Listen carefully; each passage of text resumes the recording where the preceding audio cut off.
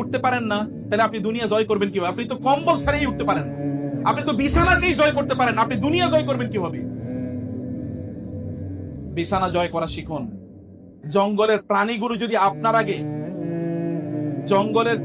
যদি আপনাদের আগে ঘুম থেকে উঠে তাদের শিকারের জন্য যেতে পারে, তাহলে বুঝবেন জঙ্গলের প্রাণীর চেয়েও আপনি নিচু, জঙ্গলের প্রাণীর চেয়েও আপনি কি পিছিয়ে আছেন। ওরা সফল, কিন্তু আপনি সফল হবেন না। আপনার কয় ঘন্টা ঘুমান? এখানে একটু হাত তুলে বলেন তো, কেউ একজন কয় ঘন্টা ঘুমান? কত ঘন্টা ঘুমান? যিনি 8 ঘন্টা ঘুমান তিনি দুনিয়াও আগাইতে পারবেন, আখেরাতও আগাইতে পারবেন। 7 ঘন্টা, 9 ঘন্টা কেউ কেউ ঘুমায়, সুবহানাল্লাহ। তাহলে জীবনের প্রায় 3 ভাগের 2 ভাগ ঘুমিয়ে কাটিয়ে দিচ্ছে। ছোটবেলা ঘুমাইছে, এরপরে বৃদ্ধ হলেও ঘুমাবে, আর মধ্যখানে 9 ঘন্টা ঘুমাচ্ছে। আপনাদেরকে কেউ যদি বলে থাকে 8 ঘন্টা ঘুমাতে হবে, তারা আপনাদেরকে মিস ইনফরমেশন দিয়েছে। রাসূলুল্লাহ সাল্লাল্লাহু আলাইহি ওয়াসাল্লাম পৃথিবীতে শ্রেষ্ঠতম एग्जांपल না? তিনি 4 ঘন্টা থেকে 4.5 ঘন্টা থেকে 5 ঘন্টার উপর কোনোদিন ঘুমান নাই। I challenge you. এবং এখনো যারা আপনি স্যার থেকে জিজ্ঞেস করেন তো কয় ঘন্টা ঘুমায়? এই যে 4 ঘন্টা ঘুমাইছে, দেখেন 4 ঘন্টা ঘুমায়। এবার প্রিন্সিপাল স্যারকে জিজ্ঞেস করেন কয় ঘন্টা ঘুমায়। স্যাররা তো এখানেই, যে এখানে তো উপস্থিত আছেন, তো স্যাররা তো ইউনিভার্সিটিতে চলে আসেন, দিনের বেলা তো আর ঘুমানোর সময় পান না, রাতেও নিশ্চয়ই 11টা-12টার আগে ঘুমান না, নাহলে 11টায় ঘুমান, এরপরে ফজরের জন্য উঠে যান, অথবা তাদের অন্যান্য কাজ থাকে। 4-5 ঘন্টার বেশি ঘুমায় কিভাবে মানুষ? যে ডাক্তার আপনাদেরকে বলেছে 8 ঘন্টার বেশি 8 ঘন্টা ঘুমাতে হয়, আমি চ্যালেঞ্জ করে বললাম একজন ডাক্তার গিয়ে বলেন আপনি 8 ঘন্টা ঘুমান, রুটিন দেন আমাকে। একজনকে আমি চ্যালেঞ্জ করে বললাম এখানে। অতএব এটা একটা ফেক ইনফরমেশন। ঘুমের সময় কমিয়ে দেন। আপনি ঘুমাবেন গিয়ে কবরে, এরপরে করবেন কি? কবরে গিয়ে করবেন কি? দুনিয়া তো কাজের জায়গা, এখানে তো আপনার ঘুমের জায়গা না। এবং আপনার নবীজি কি করেছেন, তাকে স্ট্যান্ডার্ড হিসেবে নেন, তাকে এক্সাম্পল হিসেবে নেন। তার চেয়ে সফল পৃথিবীতে কেউ না। আপনি মনে রাখবেন, বড় কাজ মানুষকে বড় বানায় না, ছোট কাজ অব্যাহতভাবে যখন মানুষ করে তখন তিনি বড় হয়ে যান। ছোট কাজ যদি অব্যাহতভাবে করেন, যদি প্রতিদিন আপনি 1 পৃষ্ঠা করে বই পড়েন, তাহলে আপনি বছর শেষে 365 পৃষ্ঠা পড়ে ফেলবেন, প্রায় আপনার 2-3টা বই পড়া হয়ে যাবে। প্রতিদিন যদি আপনি আপনার সাবজেক্টে আধা ঘন্টা পরে পড়েন, তাহলে আপনি দেখবেন যে মাস শেষে আপনি 15 ঘন্টা পড়েছেন।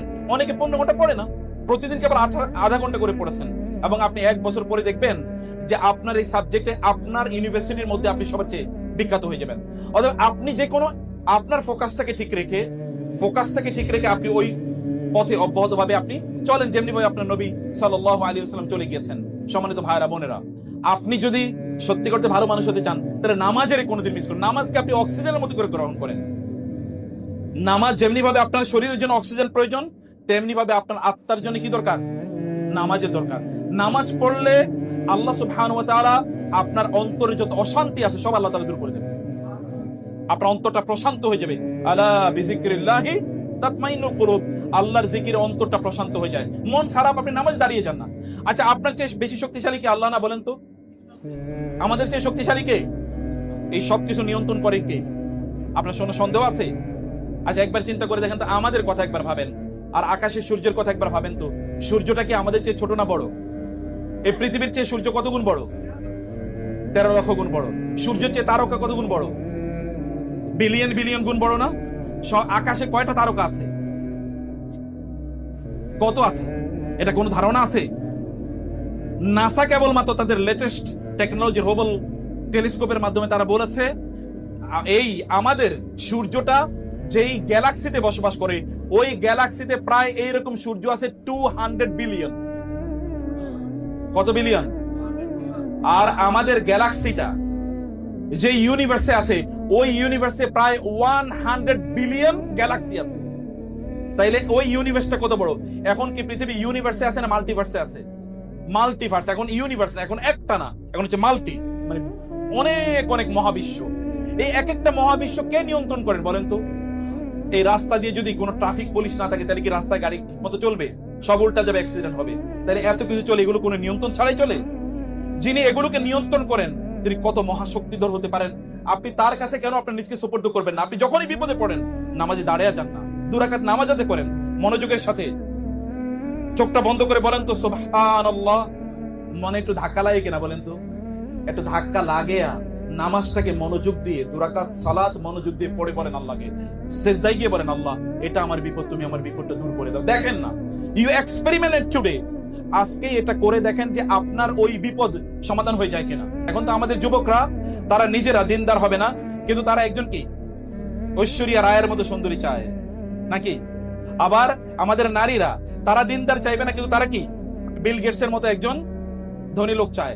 আপনাকে, আপনি যদি সত্যিকার চাই এমন, মানে আপনি ফাতেমা রাদিয়াল্লাহু তাআলার মতো দিনদার কিন্তু আবার ঐশ্বরিয়া রায়ের মতো সুন্দরী, এরকম আপনি যদি চান, মানে আমি গল্পে শুনি আর এরকম, আমি জীবনে দেখিনি এদেরকে, কিন্তু আপনি যদি এরকম হতে চান, আপনাকে ফাতেমার মতো একজন নারী পেতে হলে আপনাকে আলীর মতো একজন দিনদার মানুষ হতে হবে। আর আপনি যদি আলীর মতো একজন দিনদার ছেলে চান, তাহলে আপনাকে ফাতেমার মতো দিনদার নারী হতে হবে, আদারওয়াইজ আপনি কোনোদিন পাবেন না। আপনাকে পেতে হলে নিজকে যোগ্য করা দরকার, আর যোগ্য করতে হলে আপনাকে সালাতে সময় দেওয়া লাগবে। ভাইরা, সালাতে সময় না দিয়ে আপনার নিজকে আপনি ক্ষতিগ্রস্ত করছেন। বোনেরা, আপনার নিজকে আপনি, আপনার হিউজ পটেনশিয়ালিটি আছে, আপনার ব্যাপক যোগ্যতা আছে এবং আপনার পাওয়ার অধিকার আছে। আপনার পাওয়ার অধিকার থেকে আপনি কেন বঞ্চিত করবেন? আপনার রব আপনাকে দেওয়ার জন্য, তিনি আপনাকে দেওয়ার জন্য উদ্গ্রীব হয়ে আছেন। আপনি জানেন রাসূলুল্লাহ সাল্লাল্লাহু আলাইহি ওয়াসাল্লাম বলেছেন, আল্লাহ তাআলা এমন, তার কাছে না চাইলে তিনি রাগ করেন, তার কাছে চাইলে তিনি কি হন? সন্তুষ্ট হন। আপনি চান না। হাদিসে কুদসিতে এসে আল্লাহ রাসূল বলেন, আল্লাহ তাআলা বলেন, হে মানুষ, তোমরা যদি সবাই আদম থেকে শুরু করে কিয়ামত পর্যন্ত যত লোক আসবে তারা সবাই এবং সকল জিন তারা যদি একটা মাঠে উপস্থিত হয় এবং তারা প্রত্যেকে যা লাগবে তা আমার কাছে চায়, আমি যদি তাদের প্রত্যেককে তাদের চাওয়া অনুসারে প্রদান করি, তাইলে আমার ভান্ডারের ততটুকু পর্যন্ত টান পড়বে না যতটুকু একটা বিশাল মহাসমুদ্র থেকে একটা নিডলে, মানে সুই দিয়ে যদি পানি তোলা হয় যতটুকু টান পড়বে। তাহলে তার ভান্ডারে তো অভাব নেই। আপনি চাইতে পারেন, আপনি বলতে পারেন না, হে আল্লাহ তুমি আমাকে রাজত্ব দাও, বলতে পারেন কিনা? বলুন, আল্লাহ তুমি আমাকে রাজত্ব দাও, এটা বলুন আল্লাহকে, অন্তর থেকে বলুন, নিজের উপর অবিশ্বাস রাখবেন না। চাইতে যদি আপনার আমারে আল্লাহ দেবে নাকি, আমি কি পাওয়ার যোগ্য, তাহলে আল্লাহ আপনি কেন দেবেন? বলুন। বড় স্বপ্ন দেখা এটা বড় মানুষেরই সাজে। আপনারা আহমদ ইবনে হাম্বলের কথা শুনেছেন না? আহমদ ইবনে হাম্বল তৎকালীন সবচেয়ে বড় তিনি স্কলার। তিনি এক এলাকায় যাচ্ছিলেন, সেখানে হয়তো কোনো দার্সে তিনি যাচ্ছিলেন, হঠাৎ করে রাত হয়ে গেছে, একটা মসজিদে তিনি ঢুকলেন, মসজিদে তিনি রাত কাটাবেন।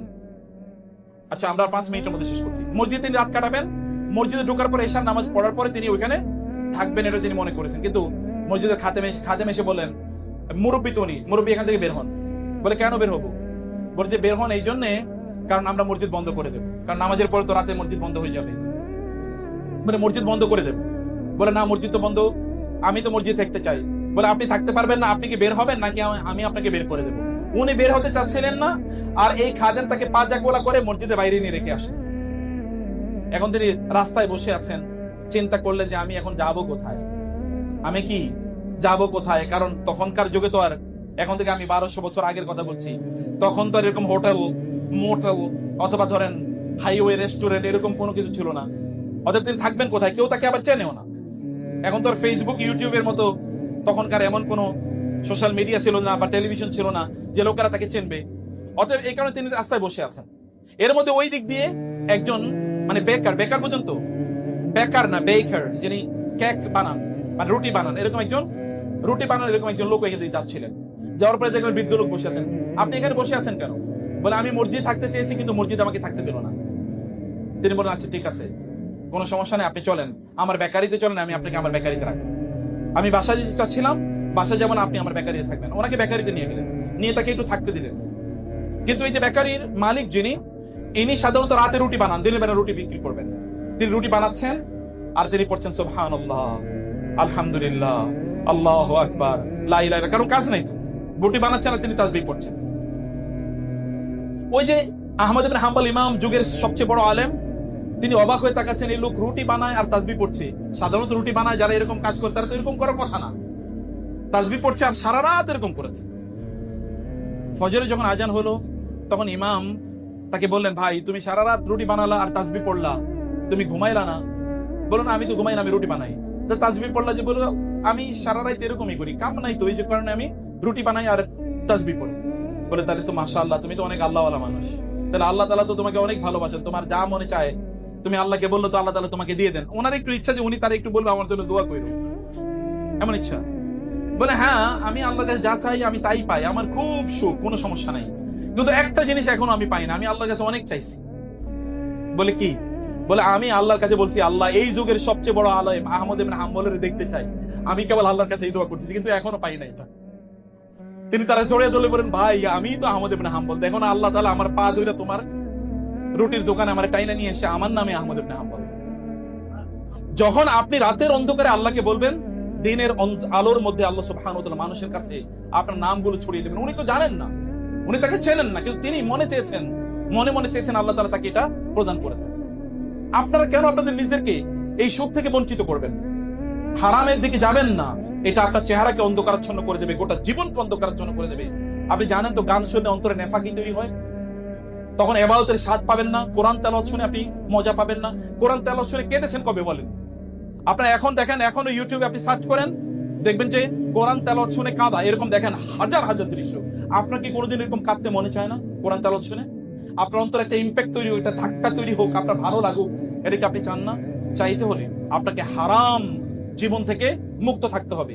আপনি এর মধ্যে প্রিয় বন্ধুরা যদি গুনাহ করে থাকেন, নো প্রবলেম, তওবা করুন, ইস্তেগফার করুন। তওবা ইস্তেগফার এটা ডিটারজেন্টের মতো, এটা সাবানের মতো। আপনার জামা কাপড়ে যদি কোনো ময়লা লেগে থাকে, সাবান দিয়ে ধুইলে যেমনি ভাবে এটা পরিচ্ছন্ন হয়ে যায়, তওবা এবং ইস্তেগফার করলে এভাবে আপনার গোটা জীবনটা পরিচ্ছন্ন হয়ে যাবে। একজন নারী, তিনি জিনা করেছেন, এবং একজন পুরুষ, দুজনই এরকম, দুটো ঘটনা, এবং দুটোই সহি বিশুদ্ধ ঘটনা। নারী রাসূলের কাছে আসলেন এবং বললেন, ইয়া রাসূলুল্লাহ, আমি জিনা করেছি, আপনি আমাকে শাস্তি দেন। আপনি জানেন জিনার শাস্তি কি? রাসূল বলেন, ঠিক আছে, তোমার বাচ্চা হোক, তারপরে আসো। বাচ্চা হওয়ার পরে বলেন, ইয়া রাসূলুল্লাহ, আপনি আমাকে শাস্তি দেন। বলেন, না, ওকে দুধ খাওয়াই আসো, ও বড় হোক। দুধ খাওয়ানোর পরে তারপরে তার বাচ্চাকে নিয়ে তিনি এসে দেখালেন, ইয়া রাসূল, এই যে দেখেন বড় হয়ে গেছে, এখন আর ও মায়ের দুধ খাওয়া লাগে না। রাসূল সাল্লাল্লাহু আলাইহি ওয়াসাল্লাম এবার তাকে শাস্তি প্রদান করলেন। ওমর রাদিয়াল্লাহু আনহু বললেন, কি নির্লজ্জ মহিলা, এরকম একটা অপরাধ করলো। রাসূল বলেন, ওমর এবং অন্য সাহাবীদেরকে বলেন, ন, তার ব্যাপারে কোনো কিছু কথা বলা যাবে না। আল্লাহর কসম, তিনি এমন ভাবে তওবা করেছেন, তার এই তওবা যদি গোটা মানব জাতির মাঝে বন্টন করে দেয়া হয়, তাহলে মানব জাতির জন্য একটা তওবাই যথেষ্ট। কোয়ালিটি কি তওবার, কোয়ালিটি কি মানুষের জন্য, এই তওবাই যথেষ্ট। মুসা আলাইহিস সালাতু ওয়াস সালাম তিনি ইস্তেসকার নামাজ পড়লেন। গল্প আবার বলছি, ঘটনা। ইস্তেসকার তিনি নামাজ পড়েছেন, এরপরে ইস্তেসকার নামাজ পড়লে তো বৃষ্টি প্রার্থনা নামাজ, বৃষ্টি হবে। মুসা নামাজ পড়েছেন, বৃষ্টি হবে। তো বলা হলো যে আমার বৃষ্টি হচ্ছে না কেন, এরকম একটা মানে ইস্যু। বলো যে তোমার এখানে এমন একজন লোক আছে যে এমন একটা অপরাধ করেছে যে অপরাধের কারণে বৃষ্টি হচ্ছে না। মুসা আলাইহিস সালাম বললেন, এমন কে আছো যে এমন অপরাধ করেছো তোমার কাছে তোমার কারণে বৃষ্টি হয় নাই, তুমি এখান থেকে বের হয়ে যাও। আচ্ছা, কেউ কি বের হবে? কি মনে হয় বের হলে তো এভরিওয়ান উইল স্পট এই লোকটাই খারাপ, এর কারণে হয়েছে, এরপরে ফেসবুক গরম হয়ে যাবে নাকি? লোকটা আর বের হলো না। কিছুক্ষণ পরে কি, আধা ঘন্টা 10-15 মিনিট বা আধা ঘন্টা পরে জোর করে বৃষ্টি হয়েছে। মুসা আলাইহিস সালাম বললেন, আল্লাহ, ঘটনা তো বুঝলাম না, বৃষ্টি হলো না, এক লোক আছে এখানে এই কারণে, তো সেই লোক তো বের হয় না, তাহলে বৃষ্টি এখন কেন হলো? তখন তাকে জানানো হলো, যেই লোকের ব্যাপারে বলেছি যে তার কারণে বৃষ্টি হয় না, এবার তার কারণে বৃষ্টি হয়েছে। বলে, বলেন কি? বলে, হ্যাঁ, তিনি এমন তওবা করেছেন যেই তওবার কারণে আল্লাহ এমন সন্তুষ্ট হয়েছেন যে তার এই তওবার কারণে আল্লাহ তাআলা এবার বৃষ্টি দিয়ে দিয়েছে। তওবা করুন। আপনি করবেন না কেন? আপনি করবেন না কেন? আপনি অন্যায় করলে, অপরাধ করলে আপনি আল্লাহকে বলুন, রাতের অন্ধকারে বলুন, দিনের আলোতে বলুন, আপনি বিড়বিড় করে বলুন আল্লাহকে। আল্লাহ সুবহানাহু ওয়া তাআলা আপনাকে একজন ভালো, একজন পবিত্র মানুষে পরিণত করে দেবেন। আপনার ছাত্র, আপনাদের পড়াশোনা কিভাবে করছেন বলেন? আপনি ছাত্র, পড়ায় আপনার কতটুকু সময় কাটাচ্ছেন? ডেইলি কতটুকু সময় কাটান পড়ার জন্য? আপনি যদি ডেইলি, সালাফরা কি করেছেন? আব্দুল্লাহ ইবনে সাল্লাম রাদিয়াল্লাহু তাআলা রাসূলের সাহাবী, সময়টাকে 3 ভাগ করেছেন। 1 ভাগ পড়াশোনার জন্য, আরেক ভাগ ইবাদতের জন্য, আরেক ভাগ নিজের জন্য। এইভাবে তারা জগৎ শ্রেষ্ঠ হয়েছেন। আপনি কেন একজন আবু বকর হতে পারবেন না, যার ব্যাপারে রাসূল বলেছেন, আরহাম উম্মতি বি উম্মতি আবু বকর, আমার উম্মার মধ্যে শ্রেষ্ঠতম রহমওয়ালা হলো আবু বকর। আপনি কেন একজন আবু উবাইদা ইবনে জাররাহের মতো হবেন না? আপনি বলেন তো, যদি এখন আপনাকে বলা হয় যে ফেরেশতারা আপনার এবার হিসাব নেবে, আপনি কেমন হবেন? আপনি একজন কেন মুসাব ইবনে উমাইরের মতো হবেন না? এই মুসাব ইবনে উমাইর মক্কার সবচেয়ে সুদর্শন যুবক এবং মক্কার সবচেয়ে দামি জামা কাপড় যিনি পরতেন, কিন্তু তিনি ইসলামের প্রথম অ্যাম্বাসেডর হয়েছেন, তিনি সমাজের সবচেয়ে ভালো মানুষ হয়েছেন। তার জামা কাপড়গুলো বিদেশ থেকে কিনে নিয়ে আসা হতো, কিন্তু যখন তিনি উহুদের যুদ্ধে শাহাদাত বরণ করেন, তখন তার লাশ কাপড় দিয়ে ঢাকার জন্য কাপড় খুঁজে পাওয়া যাচ্ছিল না। একটা মাত্র কাপড় পাওয়া গেছে, এর যদি সামনের দিকে নেওয়া হয় তাহলে মাথা ঢেকে, পা ঢাকে না, পায়ের দিকে আনলে মাথা ঢাকে না, পা ঢেকে যায়। রাসূল সাল্লাল্লাহু বলেন, এবার ইসকির নামক এক ধরনের ঘাস, দুর্বা ঘাসের মতো, ওই ঘাস নিয়ে আসো, এটা দিয়ে তার পা ঢেকে দাও, বা তার মাথা কাপড় দিয়ে ঢাকো, পা এগুলো দিয়ে ঢেকে দাও। এবং যখন এগুলো দিয়ে ঢেকে দেওয়া হচ্ছিল, তখন রাসূল তার দিকে তাকিয়ে কেঁদে দিয়েছিলেন। মক্কার সবচেয়ে সুদর্শন যুবক, যার জামা কাপড় মক্কায় তৈরি হতো না, সিরিয়ায় তৈরি হতো, যার পারফিউম মক্কায় বিক্রি হতো না, সিরিয়া থেকে আনা হতো। সেই যুবক আজকে যখন তাকে কবর দেওয়া হচ্ছে, তখন তার জন্য যথেষ্ট পরিমাণ কাপড় পর্যন্ত না, তার জন্য কাপড় নাই, হয়েছে কি হয়েছে, কিন্তু গোটা পৃথিবীর যুবকদের কাছে তিনি সেলিব্রিটি হয়ে গিয়েছেন। আপনি কেবলমাত্র ক্ষণিকের উত্তেজনা, ক্ষণিকের এনজয়মেন্ট, এন্টারটেনমেন্ট, ক্ষণিকের কেবল সেলিব্রিটি, এটা হয়ে লাভ কি? আপনি পার্মানেন্ট সেলিব্রিটি হন, যেন লোকের আপনাকে শ্রদ্ধা করে, আপনাকে সম্মান করে, আপনার নবীর চরিত্র যেন আপনারা লালন করতে পারেন। এখন আপনাকে প্রচুর পড়তে হবে, প্রচুর পড়ুন, ডেইলি পড়ুন, নতুন বই পড়ুন।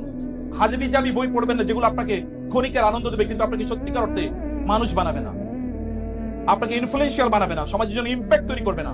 আপনি সমাজে ইম্প্যাক্ট তৈরি করতে হলে আপনাকে অবশ্যই, যদি আপনি সমাজে ইম্প্যাক্ট তৈরি করতে চান, তাহলে অবশ্যই অবশ্যই আপনাকে মানুষের জন্য কাজ করার জন্য নিজেকে যোগ্য করে গড়ে তুলতে হবে। মানুষের জন্য কাজ করার জন্য আপনাকে অবশ্যই দেরি করবেন না। আমার মনে হয় যে স্যারদেরও এরকম আয়োজন করা দরকার, যে গণ বিয়ের আয়োজন করে দেওয়া দরকার। কি খুঁজছেন সুবহানাল্লাহ?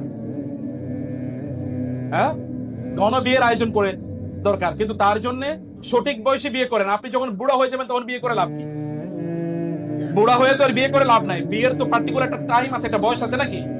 এই বয়সে বিয়ে করুন, কিন্তু বিয়ে করার জন্য আপনার নিজেকে আপনি যোগ্য করে গড়ে তুলুন, যোগ্য করে, নৈতিক ভাবে যোগ্য করুন। আর আল্লাহকে বলুন, আল্লাহ আমি বিয়ে করতে চাই, তুমি আমার জন্য ব্যবস্থা করে দাও, ইনশাআল্লাহ। নিজের নৈতিকতা, জ্ঞান, প্রজ্ঞা, চরিত্র এবং নিজের মধ্যে তাকওয়া তৈরি করা। প্রিয় ভাই, অন্ধকারে গুনার পথে চলা এটা খুবই সহজ, কিন্তু অন্ধকারে গুনাহ থেকে নিজকে নিয়ন্ত্রণ রাখা এটা খুবই কঠিন। আর যারা অন্ধকারে মানুষের চোখের আড়ালে তাদের নিজেকে নিয়ন্ত্রণ করতে পারে, তারাই গোটা জীবন, তারা জীবনে সবচেয়ে সফল হয়।